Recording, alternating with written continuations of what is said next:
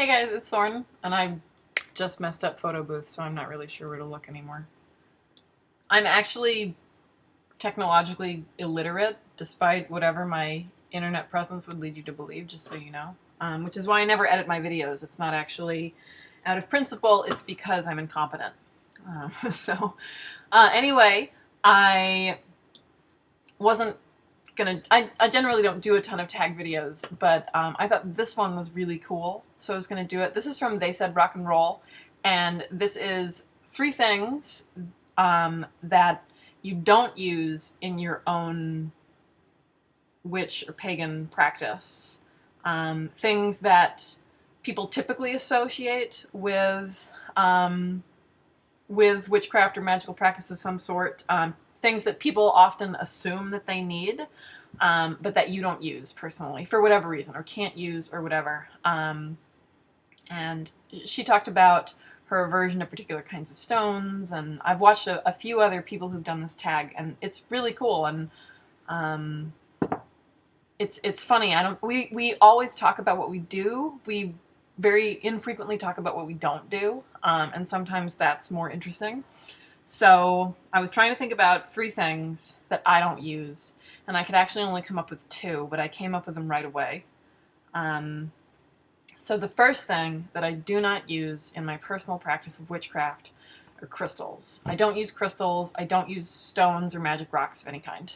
Now, to be clear, and some of you guys who've been subscribed for a while, you've seen I've got at least one video where I've talked about crystals and mining, and I've probably mentioned things in passing before, but I've always had kind of a mixed sort of bag of emotions about crystals and their use in contemporary witch practices. Right? Like, is it new agey? Is it ethical to have crystals? I don't know, like whatever. And over the course of that examination process and actually learning about crystals and talking to people who use them, I became kind of this major rock whore. All right, it was totally an accident, and it just happened. And like, North Carolina has all kinds of crazy awesome rock shit going on, and so while I don't use crystals or minerals or whatever in my witch practice, I love them. I think they're amazing, and just like gazing into one, and you know how people talk about looking into the night sky and seeing the stars and it making them either feel insignificant or it makes them feel like they're part of, you know, a greater picture or whatever. It's just like this spiritual experience for some people to look at the night sky. Those are the feelings that I get when I look into a quartz with a whole bunch of inclusions. I pulled one out because I thought I'd just like go on about it, right? So like this to me is just super magical, but regardless, they're not a part of my witch practices, and I really couldn't say why. It's not principle. It's just, it's like it's never come up. I've always reached for other things if I'm doing some kind of spell work and I want particular kinds of associations or particular kinds of woo energies or whatever. It just never occurs to me to use crystals, right? And maybe that's to my detriment, but it's just not my thing. Usually, like, and I don't mean to disparage the New Age or whatever, but I do have that association of it being kind of an external practice that belongs to other people. You know, I've got a lot of New Age friends, and they're very invested in the incorporation of crystals and the energies of crystals into their personal spiritual practices and beliefs. So when I think about the use of crystals, I usually think about them instead of thinking about witches and witchcraft or what I'm doing, which again is not a judgment about witches, about what witches should or can be doing. But for me, it feels like something different than what I'm up to. So even though I love crystals, there's Oliver. Yes. Did you guys miss Oliver? Even though I love crystals, they're just not part of my practice. Yes.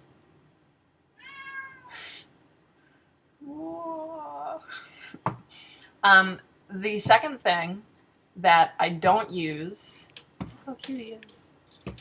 If you're new to my channel, Most of my channel is about my cat. Just be forewarned. The other thing that I don't use is sage. I cannot stand sage. I think it smells disgusting. It smells like feet to me. It just smells like you got back from the gym and then you did some pot and, you know, you didn't bathe for a couple of days, and to me, it makes me kind of queasy. Like, I hate sage. I hate it. I mean, I'll deal with it, you know? And I love the way that the live plant smells. I've got a lot of sage growing. Although I think that the sage that people actually sell for woo purposes is white sage. It's a different kind of sage than like your typical kind of like European whatnot that's going on outside in my garden. I don't know. I don't know. I'm not a sage expert. But I don't use it. Yeah, and unless a god or a spirit tells me otherwise, I think it's gross. Yeah, so sage. What else? A third thing. I wanted to, like piggybacking off of the sage thing, I really don't smudge. I don't, you know, like we use incense and circle, right? And incense serves a particular function, but it's not generally what people call smudging. When people use the term smudging and they talk about smudging things, usually what they mean is they're taking a bundle of some kind of herb and they're like wafting it over a thing or whatever, and it's usually sage or something else. I don't do smudge sticks. It's, again, I just sort of like the crystals, it just strikes me as being something that's kind of external, which is not a judgment. I know a lot of people, that's an important part of their ritual practice, but for me it just feels like it feels more like I'm just borrowing something that isn't really mine. I always feel like I'm in a school play or something when I'm wafting a smudge stick around, like it's just not genuine to me.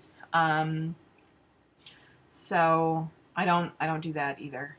When I'm in other people's ritual spaces, you know, if saging and smudging is part of their ritual structure, then that's fine. Like, I'm perfectly willing to be smudged.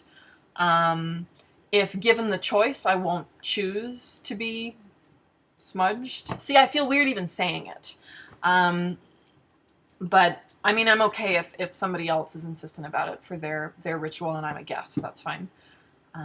So anyway, those are 2.5 things that are not part of my practice. So I would be curious, what physical objects or physical practices are not a part of your particular witch, pagan, magical, etc. practice. Have a good day.